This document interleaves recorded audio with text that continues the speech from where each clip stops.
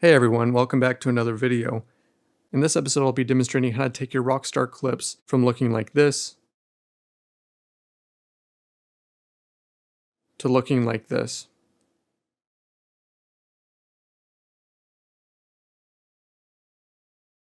While this effect is actually very simple, it does require a relatively decent amount of experience with both Rockstar Editor and video editing in general, which is why I'm going to say that this is for the more technically advanced machinima filmmaker. Here are the 4 things you'll need in order to achieve this effect. 1. Know how to use smooth motion keyframes. If you don't already know how to do this, Winova has a great in-depth tutorial that goes over all the nuance and best practices on his YouTube. 2. Have some familiarity with modding and know how to install extended video export, and also be able to adjust the parameters. Again, Winova has a great video on this as well. 3. Have Premiere Pro. This is unfortunately not realistic for a lot of gamers since it's a program that's mainly used by filmmakers and film editors. There may be another way to achieve the effect on another program like Sony Vegas, but I use Premiere Pro, so that's what I'll be demonstrating today. And finally, a familiarity with using Warp Stabilizer is going to be crucial as it'll help to know how the program behaves so you can troubleshoot any wonkiness or adapt your footage accordingly.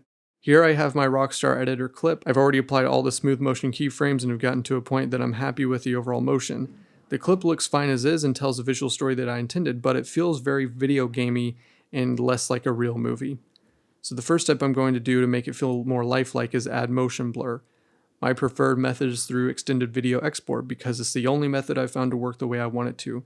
I tried adding motion blur in After Effects, and while it does kind of work, I never get the results that I like from having extended video export. So if anyone knows of another way to get quality motion blur, please let me know in the comments and I'll be sure to give it a try.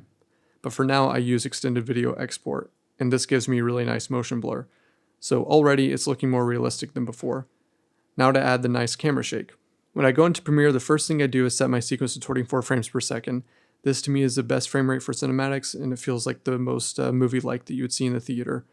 Once I set my sequence, I nest my Rockstar clip, and this is just to ensure that the clip is locked in at 24 frames per second and not having to be translated by Premiere from its original FPS.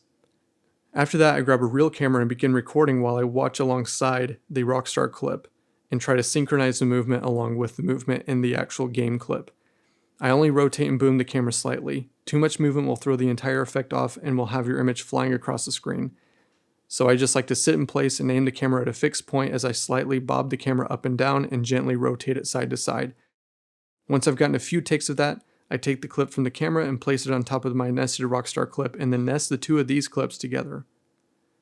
Next, I apply the Warp Stabilizer effect and set it to no motion in position, scale, and rotation.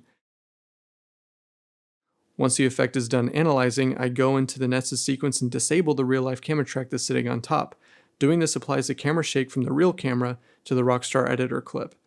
My suggestion is to shoot everything slightly wider than you originally want in Rockstar, because this effect will crop in on your image in order to give it room to be moved around in the frame. And that's it. I hope you found this helpful and are able to use it in your future machinimas.